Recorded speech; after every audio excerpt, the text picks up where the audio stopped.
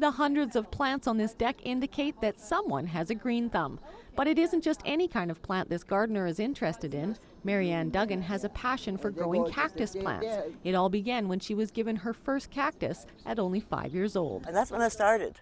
When I was a child, I find these plants very interesting, and they are survivors, When you think like a plant, it's really quite marvelous when you think how they protect themselves, because they have evolved from a leaf-bearing plant at one time, into this form that makes them survivors, Nobody wants to eat them, that's for sure. Marianne grows her cactus plants from seeds that she gets all over the world. Her sun-soaked deck on Gabriola Island may not be as hot as South Africa or Madagascar, to name a couple of the places she orders seeds from, but she is able to grow her cactus plants all year round. They don't mind the cold, they just don't like the wet cold, because in the desert it gets pretty cold at night.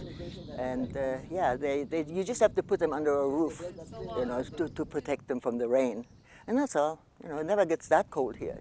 Her hobby has earned her the title of the Cactus House on Gabriola Island. She offers workshops to anyone interested and hopes her enthusiasm is contagious. I want them to see how exciting it is, and I want them to have a hobby like I am, because I just love it.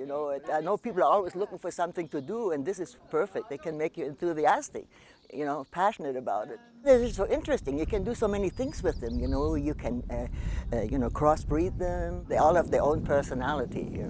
Cactus plants don't require a lot of watering. This particular one can survive up to 3 years without any water at all. But despite being easy to care for, Marianne's passion for growing cacti consumes all of her spare time. It's quite a bit now that I'm retired, so yeah, it's a hobby gone wild. You can email or call Marianne to find out about upcoming workshops at the Cactus House. On Gabriola Island, I'm Kelly Robinson.